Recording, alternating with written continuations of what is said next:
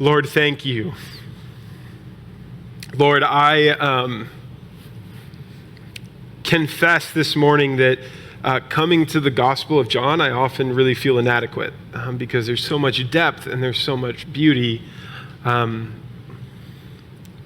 it's hard to exactly know what to talk about. And so, Lord, this morning, I just pray that as I come and as we enter into the text together this morning, Lord, that you would highlight your work, that we would see afresh with new eyes what you're doing, that these stories that maybe we're hearing for the first time or for the 100th time, Lord, that you would bring something new out of the story for us. Lord, that you would do beautiful things.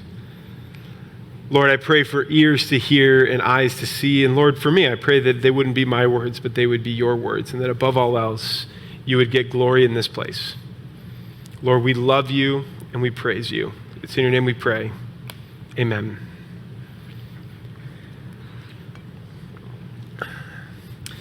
In January of 2010, it was late in the evening, probably around, midnight. And I was sitting in my room reading. And I was a senior in high school at the time. And my brothers and I shared this add-on at my parents' house that was basically one giant room that had sliding doors in between it that didn't work.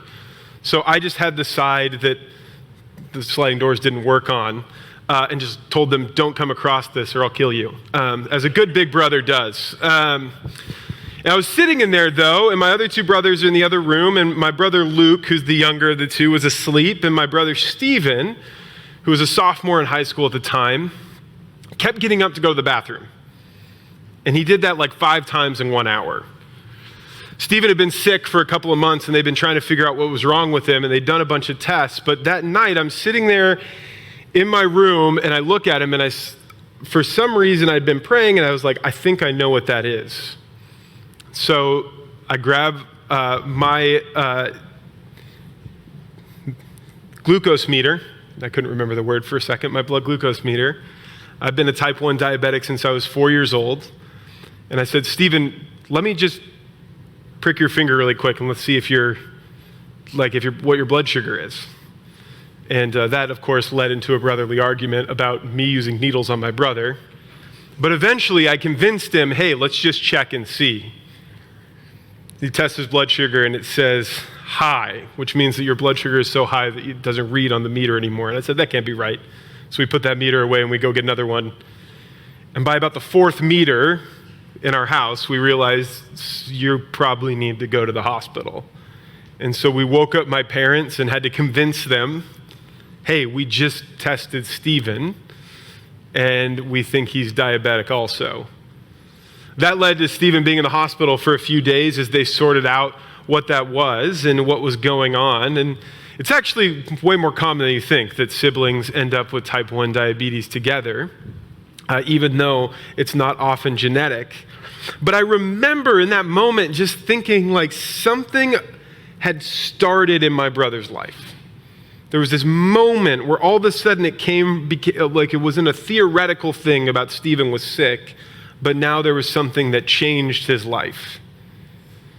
This hit home for me when he was in the hospital. One day, we were sitting in the hospital, and the hospital in Albuquerque is kind of in this really weird, interesting part of town where you have these incredibly nice homes next to very sketchy locales. And one of those sketchy locales was this motel that is still there, surrounded by very nice hotels, this really sketchy motel that's there because people film movies there.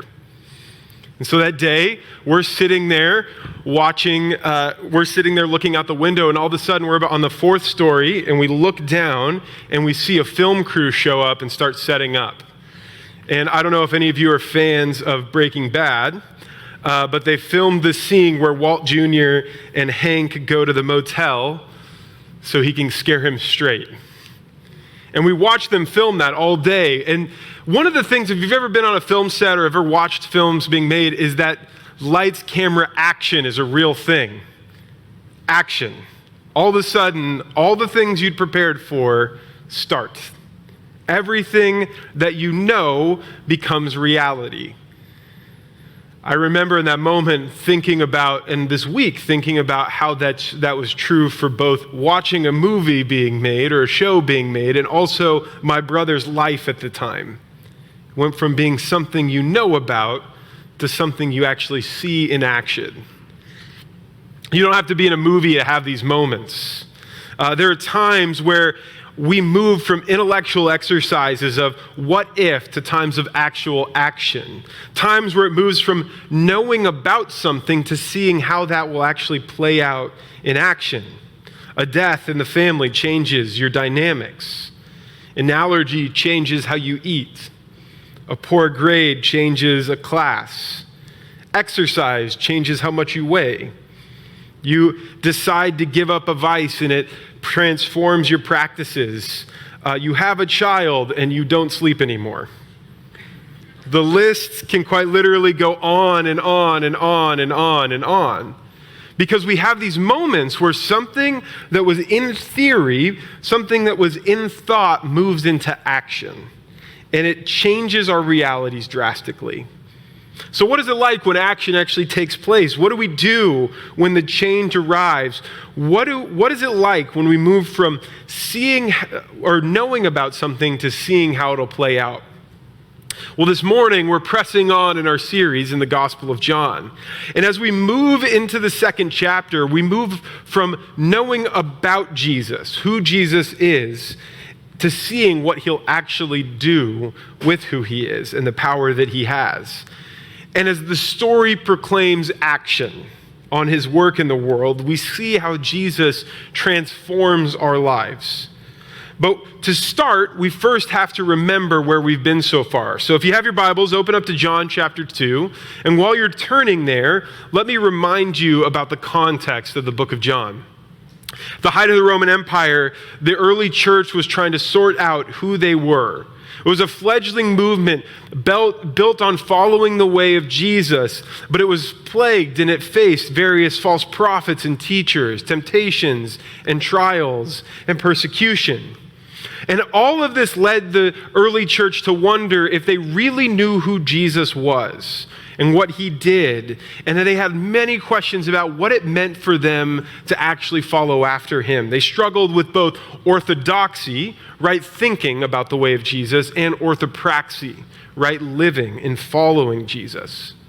During this time, John, one of the closest friends of Jesus, wrote his account of the life, death, and resurrection of Jesus. He wrote to care for the early church, to help them grow deeper roots in their faith, to write a convincing account about why Jesus was worth their holistic allegiance. He wrote with uncompromising maturity, clarifying who Jesus was and other key Christian doctrines. But underneath all of it is this simple truth. In Jesus, we see who God is. And we're invited to see who we are and be transformed by his work. See, John will hit this over and over and over again in his gospel. To know Jesus is to know the Father, and to know the Father is to know ourselves. The gospel actually operates as both a picture that we look at and study and understand, but it also operates as a mirror, reflecting back who we actually are. It's probably actually the densest of the Gospels, giving this layered and beautiful pictures of God's purpose and work in the world. It's filled with discussions about the divinity of Christ, the revelation of God's glory, the triune nature of God, the implications of both those who embraced Jesus and those who rejected him. Light, life, wisdom, belief, witness, glory, all trail throughout the book. But underneath all of these themes is this: who is Jesus really? And what does it mean to be his disciple and follow after him? The Gospel of John starts out with these beautifully poetic words. In the beginning was the Word, and the Word was with God, and the Word was God. He was in the beginning with God. All things were made through him, and without him was not anything made that was made. And in him was life, and the life was the light of men. And the light shines in the darkness, and the darkness has not overcome it. See, John starts by establishing characters in the story, laying out the nature of God, the deity of Christ, and our role as witnesses to who God is. telling the story of how God will shine his light in the darkness, and the darkness has not, cannot, and will not overcome it. And out of this, laying the whole groundwork in the first chapter, John enters into the story. And as he enters into the story, I want to invite you into something. One of the things that John will do is he tells a story followed by a confrontation over and over again throughout the first half of John. He'll tell a story of a miracle and then a confrontation. But these two things in parallel invite us to imagine what's going on in the text, to put ourselves in the shoes of the people there. So I'd even invite you as we read through the text this morning to imagine what's happening in the room and not just read it as an academic exercise trying to pick out the key words and things that we need to understand, but really read with imagination. Because intellectually knowing who Jesus is much different than experiencing him. In fact, up to this point, we know about who he is, but we don't actually know what he will do yet, or how he will do what he will do, or what power he actually wields in accomplishing it. How will he save the world? We know from chapter 1 that God will save the world, but how? And in chapter 2, John actually lays out some pictures of the actions that Jesus will do in the gospel and how these signs, using the words of John, will impact us even today. This is what it says at the beginning of chapter 2 in the first half. On the third day, there was a wedding at Cana in Galilee, and the mother of Jesus was there. And Jesus was also invited to the wedding with his disciples. And when the wine ran out, the mother of Jesus said to him, "They have no wine." And Jesus said to her, "Woman, what does this have to do with me? My hour has not yet come." And his mother said to the servants, "Do whatever he tells you." Now there were 6 stone water jars there for Jewish rites of purification, each holding 20 or 30 gallons. And Jesus said to the servants, "Fill the jars with water." And they filled them up to the brim. And he said to them, "Now draw some out and take it to the master of the feast." So they took it. When the master of the feast tasted the water, now become wine, he did not know where it came from, although the servants who drew the water knew. And the master of the feast called the bridegroom and said to him, "Everyone serves the good wine first, and when people have drunk freely, then the poor wine. But you have kept the good wine until now." This, the first of his signs, Jesus did at Cana in Galilee and manifested his glory, and his disciples believed in him. And then, after this, he went down to Capernaum with his mother and his brothers and his disciples, and they stayed for a few days. As the story opens, Jesus and his disciples find themselves at a wedding feast with his mom. Now, it's important to understand the significance of a wedding feast in the ancient Near East. Wedding feasts were not like what we think of with weddings. Weddings sometimes, I'm going to speak for myself, can be a little bit of like, oh, what am I going to get that person? Do I really have to drive across the country? Do I have to buy another tie to wear to a wedding? Often we don't think of weddings as the gigantic party. We think of them as fun, they're cool, but also we don't want to put a ton of effort to go experience them. But weddings in the ancient Near East were the thing on the social calendar. They were the most important part of what was going on in the social life of the village. If you were wealthy, you were expected to invite everybody in the village. And if you weren't wealthy, you were at least expected to invite everybody in your social circle. No matter if you liked them or not, you were expected to invite them. And no matter if you liked the people getting married or not, you were expected to go. In an honor-shame culture, it was a big deal both to be invited and to go to a wedding, signs of honor given. Some rabbis even allowed for wedding parties to be excused from different wedding or different religious festivals and feasts throughout the year because weddings were so important. People spent years preparing for their weddings. This wasn't something that they planned in 6 months, but they spent a long time planning. It was the big party of their lives. And one of the big things was making sure that you didn't run out of food. It was a 7-day long feast, typically. And during those 7 days, they were known to provide the entertainment. They were known to provide the food. They were known to provide the lodging and the party. This is actually part of the reason that Jesus may be there. We don't know. Jesus maybe knows the family that's getting married, but it's also possible that Jesus, as a scholar and an up-and-coming scholar, was invited to the wedding to come perform in some sense, to come and teach, to come be there to ask for people to ask questions during the wedding. It was a big thing to have the up-and-coming scholar there. And so, all the table is set for this large party that is going on, and somewhere in the middle of the feast, the wine runs out. This is catastrophic. It may seem like a minor inconvenience to us, but remember, they had spent years preparing for this feast. Some of them maybe had fermented the grapes themselves, had taken from their garden and their harvest and created all of this time and effort to make the wine that they were now drinking. They had saved up money and bought from around. It wasn't like they could run to the grocery store and get more wine. This is a problem. And it's not that the wine is going to run out. We don't know if we have enough, but when the mother of Jesus, who's not named here in the Gospel of John, Mary, comes along, they're in dire need. The wine is gone. Can you please help? Now, we don't know why Mary asked Jesus here. Is it that Mary knows that Jesus can do something? Or is it that Jesus is the oldest son, and so she says, I know that he can figure it out. Whatever it is, she trusts that Jesus can sort it out. And as we see by her response, knew that everything would be okay when she commits it over to Jesus.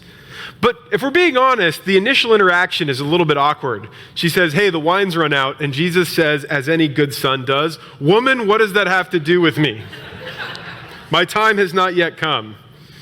Now, I don't know how you speak to your mom, but I do know that if I ever said this to my mom, it would be the end of my days. But at the same time, the part that was more curious to me, there's a lot of details we can get into, but it reads a lot kinder in Hebrew or in Greek. But the thing that's really interesting is that final part, my time has not yet come. See, Jesus knew the significance of wedding feasts and the coming of the Messiah. Wedding feasts were seen as a picture of what the Messiah would bring for the people of Israel. When speaking of the future Messiah, Jacob says, binding his foal to the vine and his donkey's colt to the choice vine, he has washed his garments in wine and his vesture in the blood of grapes.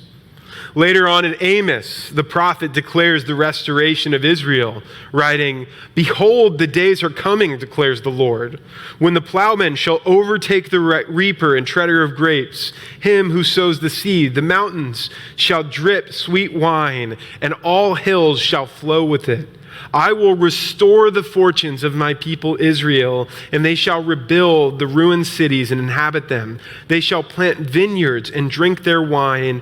They shall make gardens and eat their fruit. Amos 9:13 through 14. Or in Isaiah, the work of the Messiah is actually described as a wedding feast overflowing with wine. On this mountain of the Lord of hosts will make for all peoples a feast of rich food, a feast of well-aged wine, of rich food full of marrow, of aged wine well refined. And he will swallow up on this mountain the covering that is cast over all peoples, the veil that is spread over all nations. He will swallow up death forever. And the Lord God will wipe away tears from all faces, the reproach of his people. He will take away from all the earth, for the Lord has spoken, and it will be said on that day, behold, this is our God. We have waited for him, that he might save us. This is the Lord. We have waited for him. Let us be glad and rejoice in his salvation. See, Jesus performing a miracle with wine is not a small thing. It's actually a herald of the Messianic age that's to come. Everyone expected the abundance, the pouring out. All of these different images would come with the Messiah. In doing this, Jesus would be showing a piece of what's to come. as the work of the Messiah has always been tied to the banquet of God. And it's the inauguration of God's work in the world, God's transformative plan to come. And this is furthered by how the miracle actually happens. 6 purification jars, things that were meant for people as they came into the wedding to wash their hands so that they would be deemed clean as they ate the food from their sins and from the uncleanliness of the world. Now these vessels are vessels of celebration. They're overflowing with wine. And the story ends with Jesus not just saving the day, but saving it with abundance. It's actually this beautiful picture of the master of the feast gets up. He's probably a little bit tipsy at this point is the implication. And he's like, hey, no one else saves the good wine for last. What are you doing? Jesus provides not just for what they need, but far and above. So much so that the people around him comment on it. It's actually also probably why at the end it says the disciples believed in him based on this miracle, this sign. It's a simple miracle, but one that carries significance in ushering in the work and action of Jesus, because just like the water is transformed into wine, so too does Jesus transform our lives in beautiful ways. Jewish leaders spoke of the work of God in the picture of a wedding feast, God providing this party for his people. And here we see Jesus providing for a party by transforming what is meant for purification into celebration, or as Paul writes to the early church in Corinth, therefore anyone who is in Christ is a new creation. The old has passed away. Behold, the new has come. And this is important, because we need Jesus to transform, because there are certainly parts of our lives that need to be purified and clean. There are certainly parts of our life that are moments for shame, where we feel like we've run out of something.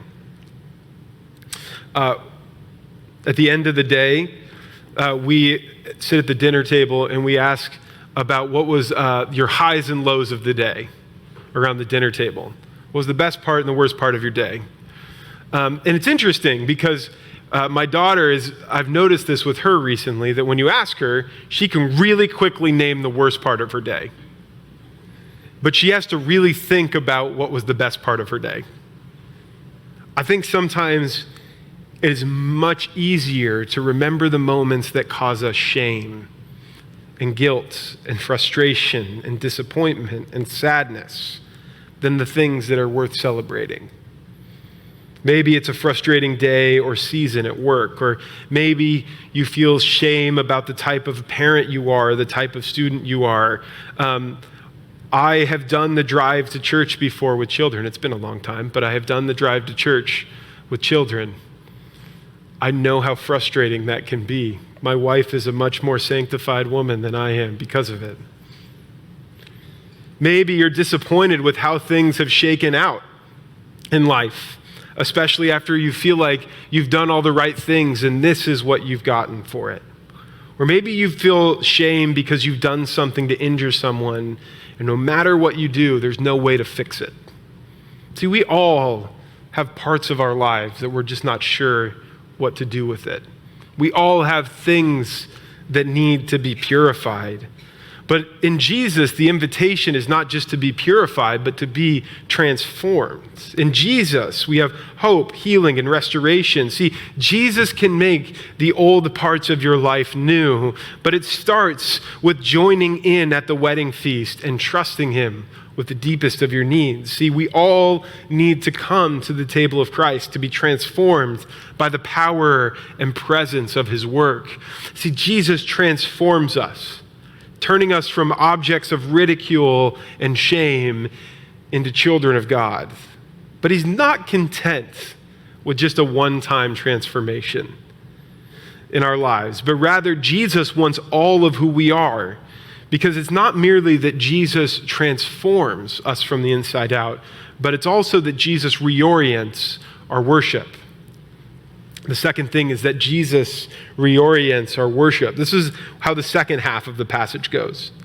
The Passover of the Jews was at hand, and Jesus went up to Jerusalem. And in the temple, he found those who were selling oxen and sheep and pigeons and the money changers sitting there. And making a whip of cords, he drove them all out of the temple with sheep and oxen. And he poured out the coins of the money changers and overturned their tables. And he told those who sold the pigeons, "Take these things away. Do not make my Father's house a house of trade." His disciples remembered that it was written, "Zeal for your house will consume me."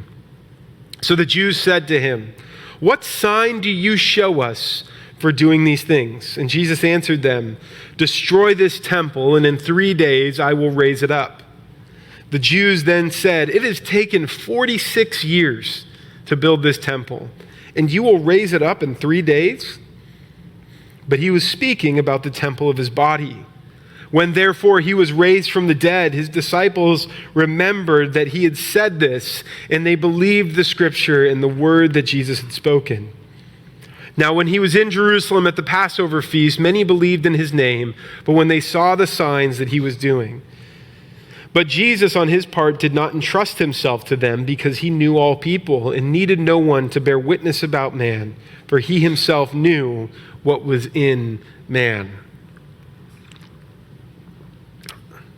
Also, spoiler alert on verses 21 through 22. John doesn't really care if we know the end of the story. He's going to keep telling us what the end of the story is over and over again. After the wedding feast, a moment that certainly had people stirring, rumors are probably going out about Jesus all around him. Jesus heads to Jerusalem for the Passover feast. And people are probably curious about what's next. What is Jesus going to do? If you were with us this summer, we were studying the Psalms of Ascent, and we talked about the significance of these different feasts throughout the year as people made their way home to Jerusalem to worship God. Jesus was probably on one of these pilgrimages, maybe singing the Psalms of Ascent. It was a time of orienting their hearts towards God as they journeyed towards the temple to offer sacrifices and worship. But here's the problem. As they arrive at the temple, it looked a little bit different than what they expected. The temple looked probably a little bit like this. This is a replica of the temple of Herod, which is the temple that was rebuilt.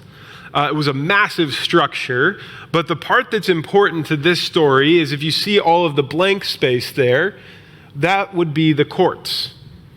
And now the courts were a place of worship, and they were particularly for those who were on the fringes of the Jewish faith to come and worship. That's where the Gentiles were allowed. That was where different groups of people, as they were coming to know God, were allowed to be. But in the place of space for people to worship as Jesus walks in, there are people with booths set up, hawking goods, selling animals, which in many cases would have been seen as unclean because of where they were. See, it's not shocking that there was an economy around the temple. People would travel with money to buy their animals here, especially if you were traveling from Rome. You weren't going to bring an ox for sacrifice all the way from Rome. But what is shocking is that somehow the economy has now made its way into the temple. There are people and systems that are now encouraging the worship of money in the place of the worship of God, exchanging money for goods. And Jesus, as he sees this, grabs some reeds, probably twists them together, and starts to disrupt the economy, driving out animals, turning over tables, and proclaiming, "Do not make my Father's house a house of trade." And again, John is actually hyperlinking this back to the Old Testament. Zechariah 14:21, it says this, "And every pot in Jerusalem and Judah shall be holy to the Lord of hosts, so that all who sacrifice may come and take of them and boil their meat of the sacrifice with them. And there shall no longer be a traitor in the house of the Lord of hosts on that day." Malachi speaks of the temple, the day that the temple will be cleaned from corruption, saying, "Behold, I send my messenger, and he will prepare the way before me. And the Lord whom you seek will suddenly come to his temple, and the messenger of the covenant in whom you delight, behold, is coming, says the Lord of hosts. But who can endure the day of his coming, and who can stand where he appears? For he is like a refiner's fire, like a fuller's soap. He will sit as a refiner and a purifier of silver, and he will purify the sons of Levi. those who lead in the temple, and refine them like gold and silver, and they will bring offerings in righteousness to the Lord. See, what's interesting is actually in disrespecting the temple, they were disrespecting God. And Jesus wants to stop them from worshiping their own success and money, and instead stop to worship the King that's over all things. It's that moment of when injustice occurs, where something gets stirred up inside of you. If you've ever been with kids, when someone cuts in line, you know what that's like. But what's interesting here is the pushback. Jesus does all of this, and I can imagine if someone came, if I was at a farmer's market and I had my dream, Kooks and Zooks is the name of my cucumber and zucchini farmer stand table, and someone came and overthrew it, I would be pretty peeved. That's a kind way of putting it. Like, I wouldn't be very happy about it, and I'd probably be yelling a lot of different things at them. I'm a pastor, so it certainly wouldn't be obscenities. But here, they just say, by what power are you doing this by? Because they probably know they're doing something wrong, but they are upset that Jesus is disrupting their economy, their livelihoods, their place, and how they operated in the temple. So they ask, by what authority do you do this? And again, Jesus gives this audacious answer, and then John, because he doesn't care if we know the end of the story, just fills in the gaps. He says, tear down this temple, I'll rebuild it in 3 days. And they're all just looking around at the temple. You can imagine this moment saying, this temple? This took a long time to build, and a whole lot of people and a whole lot of money. I don't think you're going to be able to do it in 3 days. But Jesus is trying to show them something different. I will die and resurrect in 3 days, and in doing so, I will save the world. I will be the object of true worship. But first, I want your affection in worship. It's not hard to see how we worship other things in the world. The word worship is defined as showing reverence and adoration for a deity, to honor with religious rites. And we certainly do this. We do this with our phones and social media, our careers, our shopping, our hobbies, and our families. And if we're not careful, we can worship a lot of other things. All things that are good gifts, but they're bad gods in the end. And ultimately, what we worship shapes what we're becoming. It's interesting. I've been listening to a few podcasts that are celebrity interview podcasts recently. And as I've been listening to them, one of the things that stood out to me is what they find their identity in. Because eventually, if you're talking to someone for an hour, they'll start highlighting what's the most important thing to them. Some of them highlight different projects they've done or different accomplishments, things they've achieved. Some of them highlight just merely making it in Hollywood. Some of them highlight their families. But it's interesting because you start to pick out how what they define themselves by is what they do with their lives. James Cleary, in his book Atomic Habits, asserts that every action you take is a vote for the type of person that you want to become. Or as the book The Shallows says, you are what you do repeatedly. And if this is true, Jesus is inviting us to reorient our hearts and habits towards him. See, Jesus is not just content with our intellect. Jesus desires that our worship be reoriented in following him. His way shapes our desires and our practices, not just content with a momentary transformation, but rather a transformation of our imaginations, one that's for all of life. Or as James K.A. Smith puts it, Jesus is a teacher who doesn't just inform our intellect, but forms our very loves. He's not content to simply deposit new ideas into your mind. He's offered nothing less than your wants, your loves, and your longings. And the rest of the book will lay out what this looks like in following Jesus. But the first question is, what do you worship? What do you orient your lives towards? Whatever that may be, it'll shape your life far more than anything else. And Jesus desires holistic transformation shaped by him and his way in the world. Transformation and reorientation. Jesus' work changes how we operate with our head, our heart, and our hands, shaping us into something new. Because behold, he is making all things new. Because Jesus is the King of glory, rescuing us out of the darkness and deserving of all praise. See, Jesus rescues us from the darkness. Throughout these opening stories, there are both subtle and not so subtle hints about the ultimate work of Jesus. It's interesting, the miracle of water to wine, in the opening chapter, if you count the days, the seventh day is the day that Jesus turns water into wine. And a lot of theologians believe that this is reflective of God's redemptive work in the world, of him making all things new. After the miracle, it says that the disciples gloried at the signs of Jesus. Signs was a word used to describe God's representative work in the world, a picture of God's redemptive purposes and power on display. It was, as Gary Burge puts it, something that disclosed from God, something that was hidden before. Signs are not merely acts of power and might. They unveil that God is at work in Jesus and is indeed present in him. And after the work at the temple, Jesus declares what he will actually do on the cross, rising up from the dead and being a new place of worship. It's interesting, those last couple verses where he says he didn't entrust man is actually a picture of he knew they probably wouldn't get it.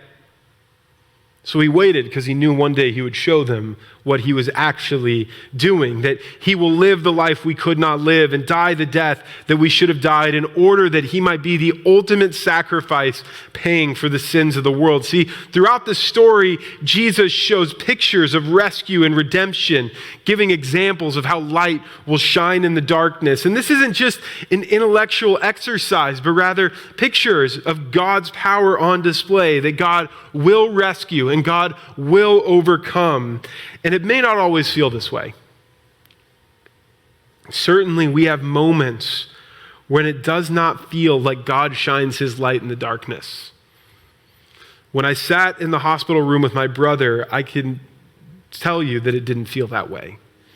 And I'm guessing if we went around the room, we all have those moments as well.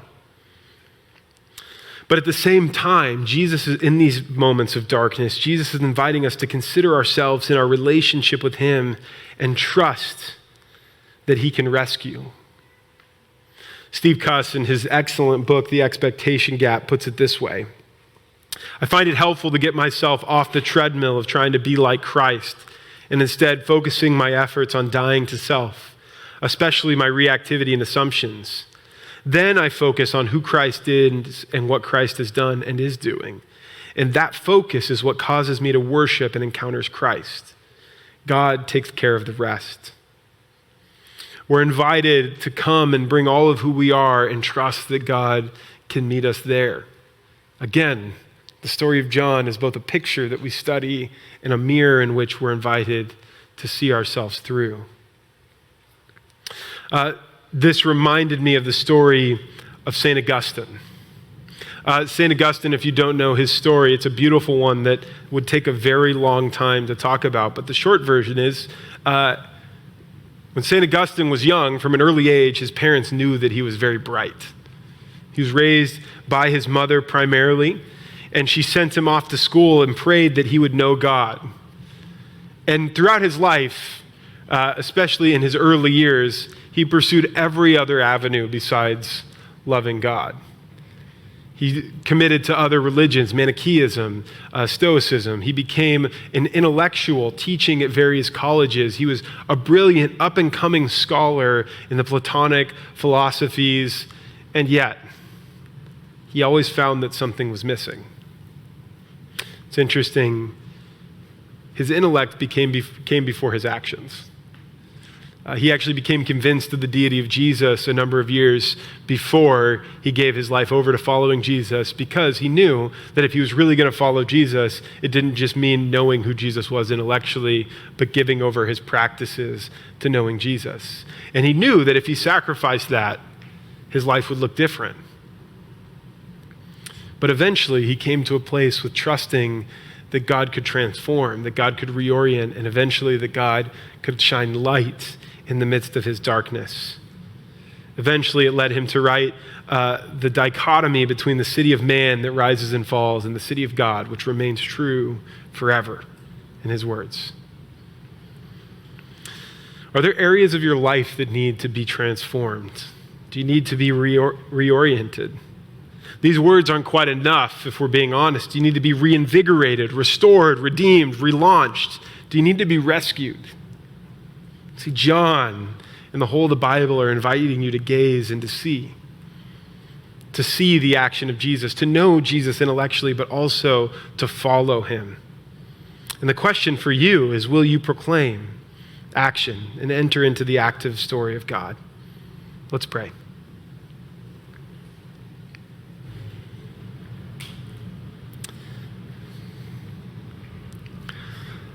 Lord, I confess that often I feel like the people in the temple who don't